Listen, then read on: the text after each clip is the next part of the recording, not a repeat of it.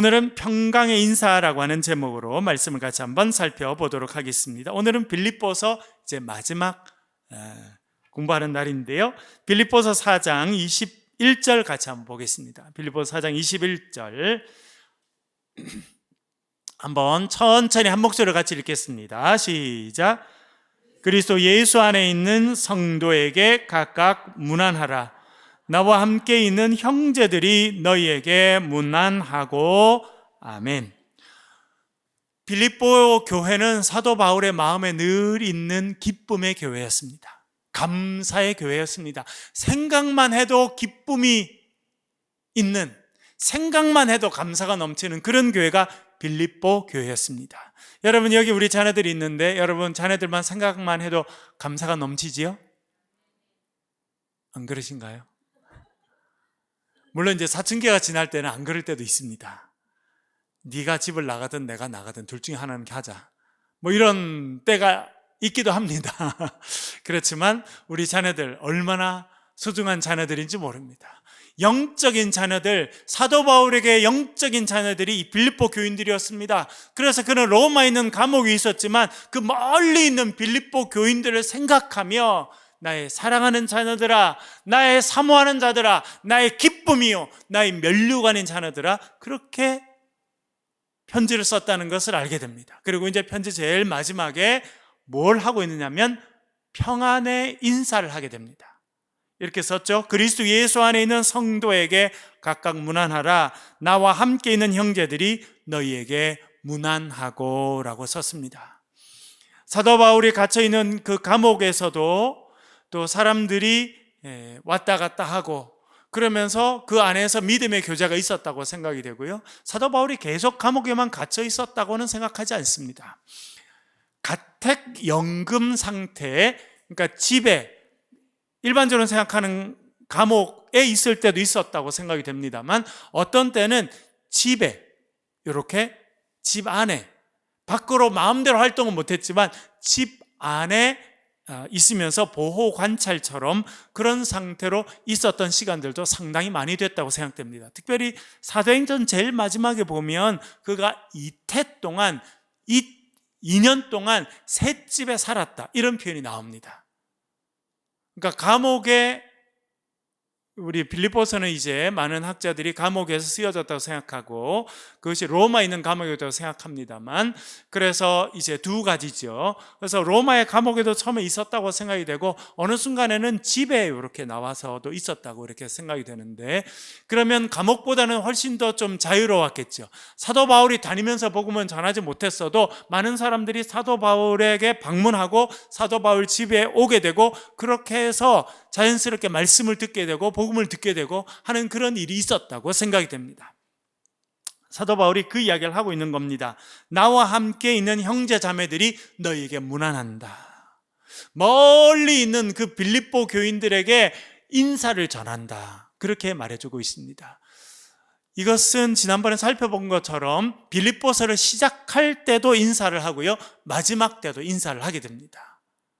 그 인사는 예수 그리스도의 평안의 인사입니다. 로마서에도 보면 제일 마지막에 로마서 16장이 있는데 16장 전체는 다 문안 인사의 이야기입니다. 이렇게 되어 있는데 한번 읽어볼게요. 로마서 16장 3절 말씀 화면을 보면서 같이 한번 읽겠습니다. 같이 읽겠습니다. 시작. 예수 안에서 나의 동역자들인 브리스가와 아굴라에게 문안하라. 아멘. 여기서 문안 인사를 하라고 하는데 누구에게 인사를 하라고 합니까? 브리스가와 아굴라. 여러분 잘 아시죠? 브리스가가 아내이고 아굴라가 남편인데, 브리스가 이름이 먼저 있다고 하는 것은 이 부부 가운데 좀 더 주도적인 역할, 그리고 그 집에서 이루어졌던 가정교회, 거기에 실제로 목회를 감당했던 사람은 이 아굴라라기보다는 브리스갈라, 여성이었다고 하는 생각을 더 하게 됩니다. 그러니까 사도 바울은 그 시대 때도요, 여성들이 하나님 은혜를 받고 하나님께서 그들에게 가르치는 은사를 주셨으면 그들을 가르치는 사람으로 세워주고 그들을 목회자로도 세워주고 하는 일들을 했다는 것을 우리는 여기서를 통해서도 알게 됩니다. 그런데 사도 바울이 이렇게 써놨죠. 그리스도 예수 안에서 나의 동력자들인 브리스가와 아굴라에게 문안하라. 다시 말씀드리면 사도 바울이 문안 인사를 정식으로 하는 것은 그 사람들을 뭘로 인정한다는 겁니까? 나의 동력자들. 동력자들. 예수 그리스도의 이름으로 그들에게 정식으로 인사하고 문안 인사를 넘기고 그렇게 인사를 전하는 것은 당신들은 나와 함께 주님의 복음을 위한 동력자들입니다 라고 하는 의미다. 그렇게 우리가 이해해 볼 수 있습니다. 그래서 사도 바울은 특별히 로마서를 쓰면서는 로마서 16장에서는요 수많은 사람들의 이름을 구체적으로 적으면서 누구에게 문안해라, 누구에게 문안해라, 누구에게 문안해라 그렇게 이야기합니다. 그것은 또 다른 말로 하면 뭐냐면 그 사람들이 나의 동력자라고 하는 것을 사도 바울이 일일이 인정해 주는 거예요. 자, 아까 잠깐 말씀드렸죠. 제가 이번에 에티오피아 갔다 오면서 느낀 거, 목회자인 나 혼자 못하겠구나 하는 겁니다. 왜요? 저는 가서 말씀을 가르치고 목회자들을 가르치고 집회를 인도하고 할 수 있는데 누군가는 우물을 파줘야 돼요. 두 번째 주에 갔던 데는 우물이 없습니다. 여러분 그때 보여드렸죠? 물이 없어요. 25,000명이 사는데 그 사람들이 막 거기까지 1km, 2km 우리 여기 중학생들만은 이런 아이들이 아침에 일어나면 물 뜨러 가는 거예요. 저희들이 처음에 그 지역에 가서 아다마 교회라고 아주 처음 그 교회에서 있었는데 가서 저희들 오후에 좀 늦게 도착했는데 교인들이 막 와서 이제 여성분들은 막 이렇게 불을 떼서 밥을 하시고 음식을 이렇게 하시고 남자분들은 밖에 또 막 이렇게 도끼로 가지고 나무를 잘라가지고 이제 불을 떼야 되니까 그걸 막 이렇게 하시는데 스님 한 명이 옆에 있는 중고등부 학생들 같은 애들 부르더라고요. 그러더니 2명당 하나씩 큰 물통을 주는 거예요. 가서 물 떠오라고. 그 얼마나 걸어가야 되니까 2km를 걸어가서 물을 떠서 2km를 가져와야 된대요. 그런 일들을 우리 여기 있는 학생만한 친구들이 이렇게 하더라고요. 그래서 참 여러 가지 생각이 들어서 한편은 참 고맙기도 하고 한편은 참 안타깝기도 하고 지난번에 보여드린 것처럼 물이 흐르는 곳이 딱 한 군데 있는데 저희들 생각에는 거기다 큰 시설을 해가지고 물을 받아가지고 그 물을 호수로 연결해주면 여기까지 들어오지 않아도 될 것 같은데 그런 걸 안 하고 있더라고요.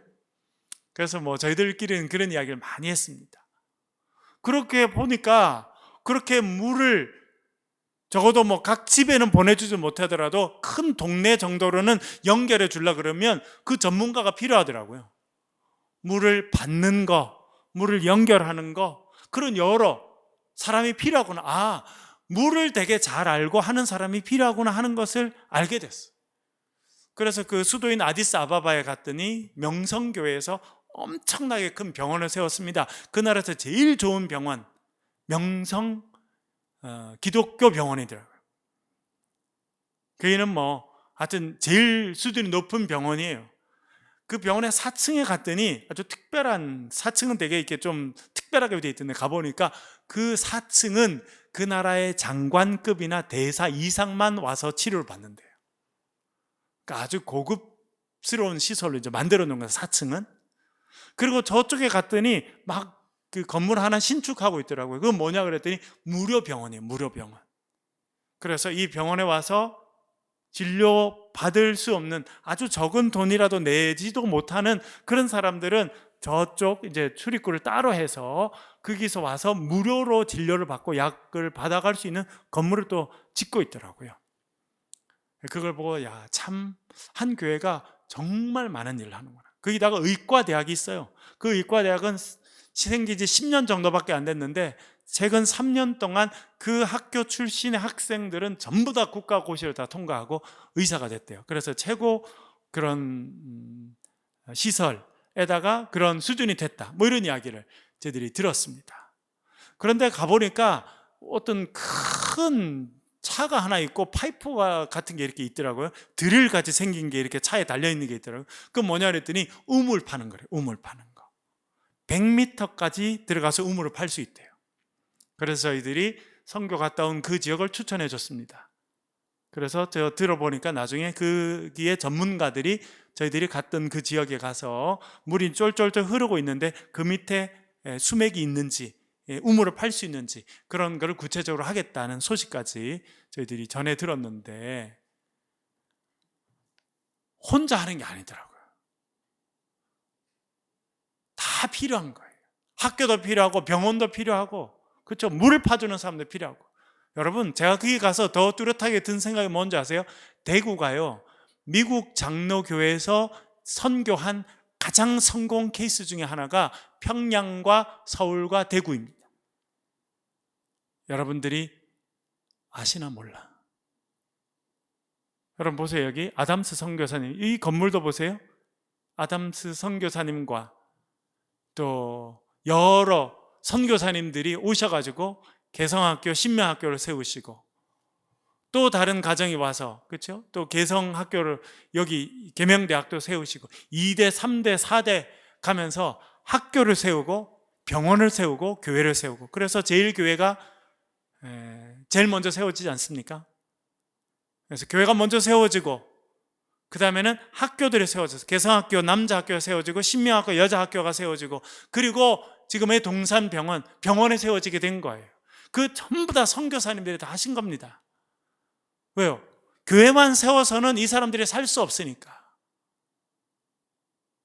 여러분들 여기 그 동산병원, 여기 중구에 있는 동산병원, 거기 가면 지금 다시 오픈했는지는 모르겠습니다만 선교 박물관이 있습니다. 제가 가보니까 참 놀라운 게 있어요. 거기 갔더니 대나무처럼 이렇게 길고 앞에 솜같이 달려있는 게 있더라고요.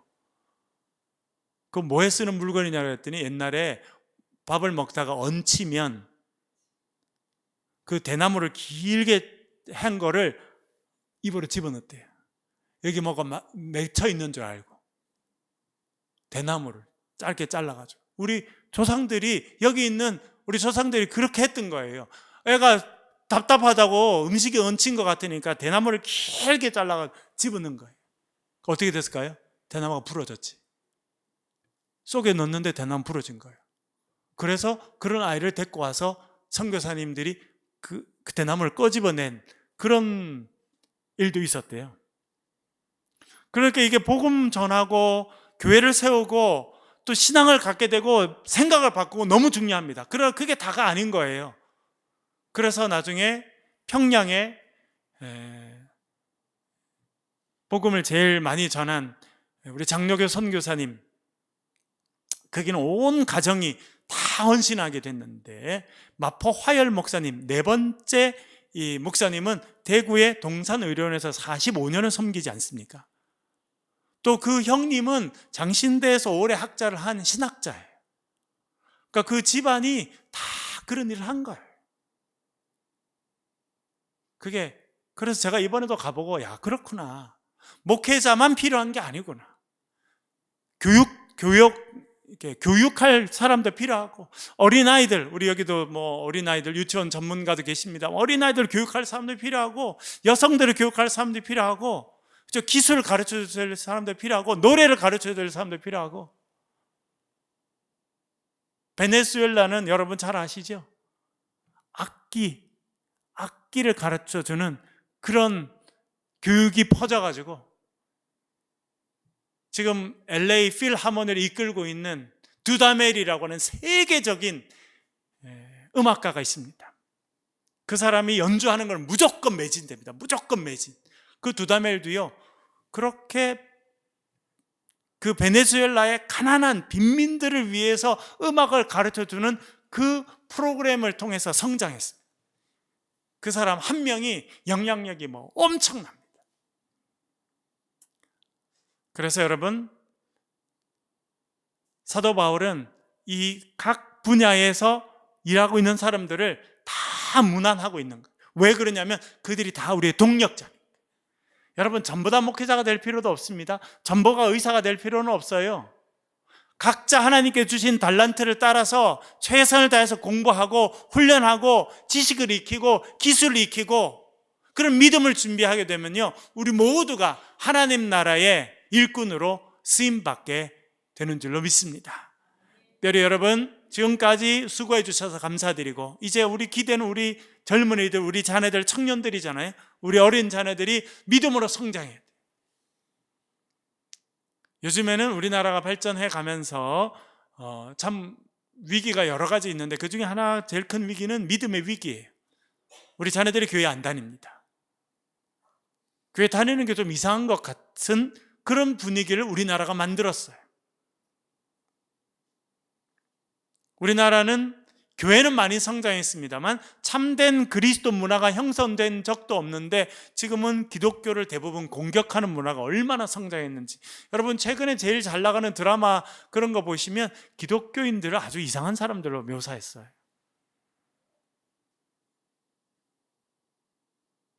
수리남 이런 드라마가 최근에 인기를 끌었었거든요. 거기는 이제 수리남이라고 남미의 작은 나라에서 마약을 이렇게 해서 그렇게 우리 한국 사람들이 가서 마약을 이렇게 해서 한국에도 수출하고 전 세계 이렇게 해서 한다, 이런 드라마인데 아주 세계적으로 인기를 많이 끌었습니다. 근데 문제는 뭐냐면 그 마약을 파는 사람을 목사님으로 묘사했다니까요. 물론 그런 사건이 실제로 있었지만 교회하고는 전혀 상관이 없고 더더욱 목사님은 아니었는데, 이 작가가 그걸 다시 드라마로 만들면서는 그 마약상을 목회자로 만든 거예요. 얼마나 교회를 모욕하는 그런 일들을 서스럼 없이 하고 있고, 그런 영화가 전 세계에 나가요. 그래서 그런 생각을 많이 합니다. 우리 자녀들 가운데도 앞으로 훌륭한 영화 감독도 나오고, 그렇죠? 네. 그렇게 해서 그런 거를 만들어내면 좋겠다. 사도 바울은 문안 인사를 전했습니다. 그건 뭐냐면, 여러분들은 나와 같은 동력자입니다, 그런 뜻이라는 거예요. 하나님께서 우리 새창조의 모든 교인들을 하나님의 복음의 일꾼이요 동력자로 불러주신 줄로 믿습니다. 그래서 우리가 마음을 합하고 꿈을 같이 꾸고 하나님 은혜를 같이 나누게 되면 우리를 통해서 하나님의 놀라운 역사가 이 땅에서 앞으로도 계속 이루어지게 될 줄 믿습니다. 베드로전서 5장 14절을 읽어보겠습니다. 베드로전서 5장 14절, 여기서 평강이라는 이야기를 더 구체적으로 하고 있는데요, 한번 읽어보겠습니다. 같이 읽겠습니다. 시작. 너희는 사랑의 입맞춤으로 서로 무난하라. 그리스도 안에 있는 너희 모든 이에게 평강이 있을지어다. 아멘. 온도를 한 24도만 맞춰주시면 좋을 것 같고요. 여기는 그렇게 맞춰줬을 겁니다. 여기에 보면 베드로가 이제 쓴 것인데요, 너희는 사랑의 입맞춤으로 서로 무난하라. 여기도 무난하라고 나오죠, 그렇죠? 마지막에는 늘 무난하라는 것입니다. 근데 뭘 무난하라고 하냐면, 그리스도 안에 있는 너희 모든 이에게 평강이 있을지어다 라고 말했습니다. 여기서 우리 하나 배우게 되는 것은 무엇이냐면, 인사를 하되 뭘 비는 인사를 하라는 겁니까? 평강을 빈다. 그리스도의 평안이 함께하길 바랍니다 라고 그렇게 인사하라는 것입니다. 여러분, 우리나라는 참 하나님의 은혜로 많이 발전해서 이제는 먹고 사는 걸로 인해서 많이 걱정하지 않는 그 정도의 단계까지 이르게 되었습니다. 지금은 여러분, 교회에서도요, 사회사업 80년대 90년대 이렇게 지나면서는 교회에서 사회사업을 엄청 많이 했어요. 가난한 독거 노인도 돕기도 하고, 소외된 사람들을 교회에서 돕기도 하고, 심지어 어떤 교회는 교회 안에 사회복지사 자격증을 갖고 있는 그런 사람들을 교회 직원으로 뽑아서 그런 일들을 하게 되고, 그런 일 많이 했어요. 근데 지금은요, 그런 일들을 거의 이제 많이 안 하게 됩니다. 왜 그러냐면 정부에서 그런 거를 아주 잘하고 있어요. 여전히 소외받는 분들도 있고 어려움을 겪는 분들도 있습니다만, 전에 비하면 그런 게 아주 잘 됐어요. 우리나라가 잘 살게 돼서 복지나 이런 것들이 아주 잘 됐습니다.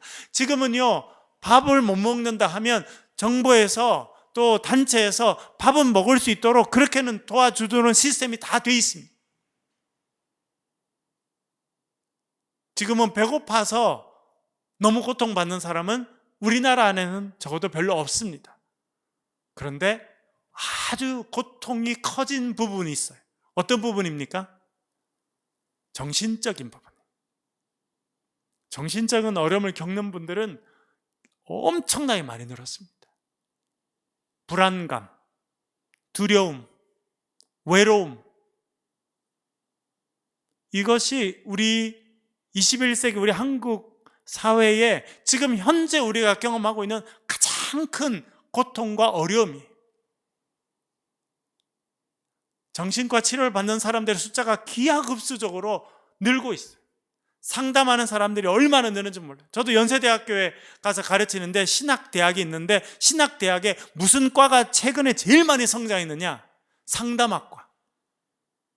신학을 공부하는 데인데도 구약성경, 신약성경, 조직신학 이런 과가 큰 게 아니라 상담학이 제일 많이 성장했어요. 왜 그래요? 그 정도 사람들이 정신적인 스트레스를 많이 겪고 그 사람들을 치료해야 되는 것이 아주 중요한 일이 돼서 그래요. 그거는 뭐 연세대학뿐만 아니라 딴 학교도 마찬가지입니다. 지난 10년 동안 신학대학 안에서도 정신적인 문제를 경험하고 심리적인 문제를 경험하고 관계적인 문제를 경험하는 그런 사람들을 치료하는 그런 과가 다 늘었어요.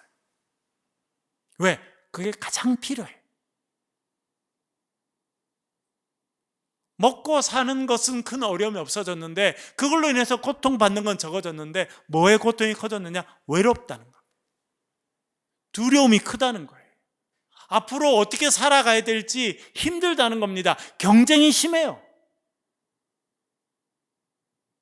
그래서 정신적인 아픔을 경험하는 사람들이 너무나 많습니다.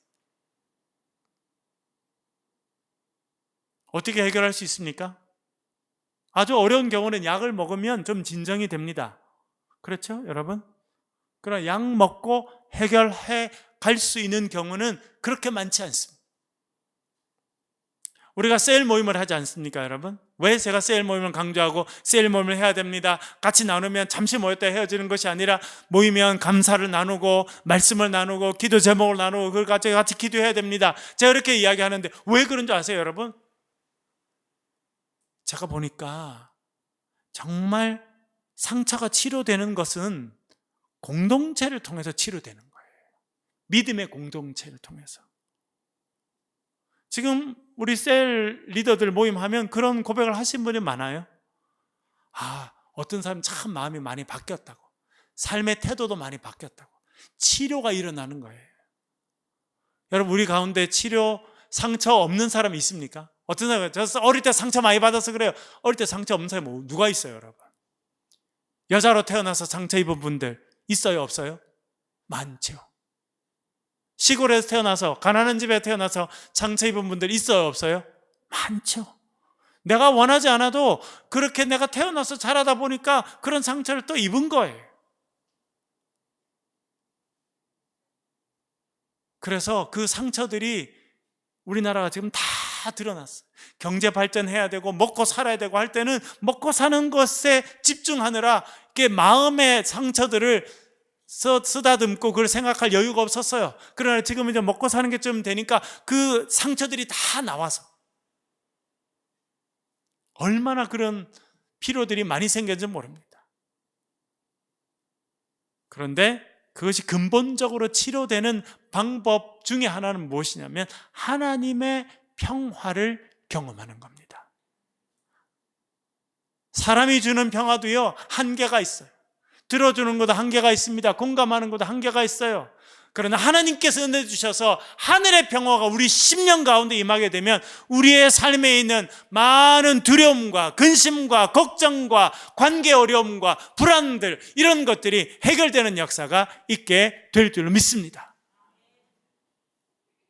세상이 알 수 없는 평화. 우리 중고등 학생들 보니까 제가 그 생각나네요. 우리는 여름, 겨울에 수련회 이렇게 가면 꼭 그 노래를 불렀거든요. 보통 2박 3일 하면 둘째 날 저녁에 캠프파이어도 하고, 지금은 좀 못합니다. 불을 못 피워서. 옛날엔 캠프파이어도 하고 하면 이제 밤에 축복성도 불러주고 같이 기도해주고 그렇게 하면 평안을 너에게 주노라, 그런 찬양을 많이 했어요. 세상이 줄 수 없는, 세상이 알 수도 없는 평화를 너에게 준다, 이렇게 우리가 찬양했는데 저는 그 장면이 참 많이 생각납니다. 여러분, 하나님께서 주시는 그래서 세상은 알 수도 없고 세상은 줄 수도 없는 평화가 여러분의 삶 가운데 충만하시기를 간절히 축원합니다. 사도 바울은 무난하라는 겁니다. 뭘 무난하라는 겁니까? 평안, 그리스도의 평안을 빌어주는 그리스도의 평화가 여러분과 함께 하길 바랍니다. 그리스도의 평화가 여러분들과 함께 하길 바랍니다. 그렇게 인사하라는 거예요. 제가 고등학교는 카톨릭 재단에서 운영하는 고등학교를 나왔는데요, 5월달이 성모의 달이에요. 그래서 5월달은 어느 날 정해서 신부님이 오시고 전 교생이 다 이렇게 운동장에 모여서 미사에 참여해야 되는 날이 있었습니다. 근데 그때 제가 이렇게 보니까 꼭 그런 게 있더만요. 그리스도의 평화가 여러분과 함께, 이렇게 하면 또한 사제와 함께, 이렇게 해야 돼요. 톤도 비슷하게 해야 돼요. 아시죠, 여러분? 너무 크게 해도 안 돼. 우리처럼 주야 이렇게 해도 안 되고, 네. 또 톤이 딱 있더라고요. 우리를 막 연습시켰어요. 우리 그때 신부님이 오시기 전에 모여 있으면 그 교사분 중에 이제 아주 열심히 있는 그분이 이렇게 연습을 시켰어요. 신부님이 주의 평화가 여러분들과 함께 하면 또한 사제와 함께, 이렇게 톤을 맞추라고 이렇게 평화의 인사를 하라는 겁니다. 여러분들 주의 안에서 주의 형제자매를 만나시면 주의 평화의 인사를 나누실 수 있기를 간절히 바랍니다. 다음 우리 4장 22절 읽어보겠습니다. 아주 특별한 표현이 나오는데요, 4장 22절 같이 읽어보겠습니다. 시작. 모든 성도들이 너희에게 문안하되 특히 가이사의 집 사람들 중 몇이니라. 아멘. 사도 바울이 인사를 합니다. 나와 같이 있는 형제가 인사하고 나와 같이 있는 자매들이 인사한다 했는데, 여기에 누가 또 인사한다고 특별히 이야기하고 있습니까? 특히 가이사의 집 사람들 중 몇이니라 이야기했습니다. 여기서 가이사의 집이라는 표현이 나왔는데, 가이사가 누구입니까? 로마 황제를 말합니다. 여러분, 시저, 여기 좀 좋은 레스토랑에 가면 그 샐러드가 나오는데, 무슨 샐러드가 있어요? 시저 샐러드가 있죠. 예, 제가 한번 단기 선교를 갔다가 우리가 그 마이크로네시아라고 하는, 우리나라에서 괌까지 날아가서 괌에서 한 4시간 정도 비행기를 타고 가야 되는 그 마이크로네시아라는데, 거기에 이제 단기 선교를 갔었어요. 신학대학원 다닐 때. 그 길을 마치고 이제 돌아올 때 괌에 다시 도착했는데 비행기가 뜨지 않아가지고 우리가 거기 거의 한 반나절 이상 그게 더 있어야 될 때가 있었습니다. 비행기를 탔는데 하여튼 비행기가 안 떠요. 비행기를 탔는데 갑자기 방송이 나왔어요. 비행기가 좀 뭘 해야 되니까 다시 내리라고. 그래서 비행기를 다 탔던 사람이 다시 다 내렸어요. 그러니까 벌써 점심시간이 된 거예요. 그래서 옆에 있는 좋은 레스토랑에 가서 밥을 다 먹으라고. 그래서 들어갔어요. 그래서 제가 이제 그때 24살인가 5살인가 신학대학원 막 들어가서 전도사였는데, 청년들도 많이 갔거든요. 이렇게 있는데 갑자기 이제 우리가 예정에 없던 레스토랑에 들어가서, 호텔 레스토랑에 들어가서 밥을 먹게 된 거예요. 그래서 있는데 메뉴가 다 영어로 돼 있어서 영어로 좀 읽긴 읽었는데, 저보고 그 전사님이 그래도 영어 잘하니까 제가 그때 교육 전사할 때 시켜보라고. 그래서 딱 보니까 저도 뭐 잘 안 와요. 그래서 보니까 샐러드가 있는데 CAESAR 이렇게 돼 있더라고요. 그래서 저는 그거를 캐사르라고 발음했어요. 캐사르. 그랬더니 그 주문 반사에 못 알아듣더라고요. 그래서 제가 손을 가르쳐 Caesar salad 그렇게 이야기해서 제가 카이사르, 우리나라는 카이사르라고 발음하거든요. 그래서 캐사르라고 발음하기도 하는데 영어로는 시저라고 발음한다는 걸 그때 처음 알았어요. 예, 그 사람이 못 알아들어가지고 제가 아주 부끄러웠던 그런 시간이 있었는데, 카이사르라고 하는 이제 그 이름, 그 주전 44년에 살해되는 사람이 이제 카이사르인데, 그 사람이 결국 로마 제국에 시초를 놓은 사람이라고 합니다. 그래서 그 이후로 로마의 황제들은 뭐라고 불렸냐면 아우구스투스라고 부르기도 하고 카이사르라고 불렀습니다. 카이사르. 그래서 카이사르를 우리 성경에서는 가이사라고 했습니다. 그래서 가이사의 집이라고 하는 뜻은 무엇이냐면 황제의 집이라는 거예요. 황제의 집이 어디입니까? 황궁이죠, 황궁. 그러니까 가이사의 집은 황궁에서 일하던 사람들이란 뜻입니다. 재밌죠, 여러분? 사도 바울이 누구한테도 복음을 전했다는 겁니까? 왕을 섬기는 사람들에게도 복음을 전하게 되고 그 사람들도 복음을 받아들이게 되었고, 그래서 그 사람들이 문안 인사를 하는 것이다, 그렇게 이해해 볼 수 있겠습니다. 빌립보서 4장 23절 한번 읽어보겠습니다. 빌립보서 4장 23절 같이 읽겠습니다. 시작. 주 예수 그리스도의 은혜가 너희 심령에 있을지어다. 아멘.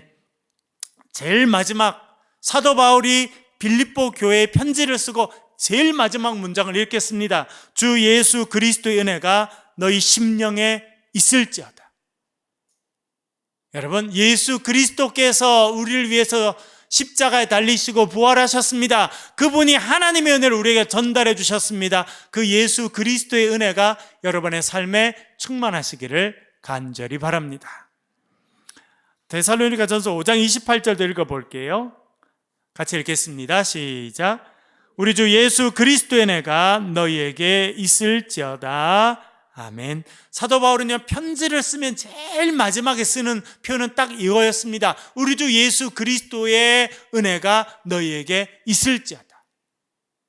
그런데 우리가 축도를 하잖아요, 여러분. 저도 주일날 예배 끝마치면 꼭 축도를 하는데, 그 축도는 고린도후서 13장 13절에 나오는 말씀을 우리가 그대로 쓰는 것입니다. 한번 읽어볼게요. 고린도후서 13장 13절 같이 읽겠습니다. 시작. 주 예수 그리스도의 은혜와 하나님의 사랑과 성령의 교통하심이 너희 무리와 함께 있을지어다. 아멘. 그리스도의 은혜와 하나님의 사랑과 성령의 교통하심. 제가 축도할 때마다 꼭 그렇게 이야기하죠. 성부 하나님, 성자 하나님, 성령 하나님, 그 하나님은 한 분이시지만 또 강조해서 하시는 역할이 조금씩 다릅니다. 예수 그리스도는 은혜의 도구이시고, 하나님은 사랑의 하나님이시고, 성령은 우리로 하여금 교제하고 친교하고 가까워지고 서로를 격려하게 하는 일들을 하신다, 그렇게 이야기합니다. 그래서 축도할 때는 이 삼위일체 하나님의 은혜와 사랑과 교통하심이 함께하길 바란다라고 사도 바울이 축도를 했습니다, 사실은. 그래서 우리가 목회자들은 그 이로 그것을 따라하고 있는 것입니다. 오늘 예배 참여한 우리 여러분들, 특별히 우리 자녀들, 하나님의 사랑과 예수 그리스도의 은혜와 성령님의 교통하심이 함께 하시길 간절히 축원합니다. 기도하겠습니다. 우리 말씀을 가지고 한번 기도할 때 특별히 우리 교회를 위해서 기도해 주시고 우리 중고등부 학생들 위해서 기도해 주시길 부탁드립니다. 우리 중고등부 학생들, 이제 대학을 입학하는 우리 학생들도 있고 이제 새로운 학기를 맞이하는 우리 자녀들이 있는데, 하나님 은혜와 긍휼을 베푸셔서 정말 이 자녀들에게 복과 은혜를 베풀어 주시고 하나님의 귀한 도구로 쓰임 받도록 도와주시옵소서. 우리 통성으로 소리를 내서 같이 한번 기도하겠습니다. 기도하십시다. 아버지 하나님,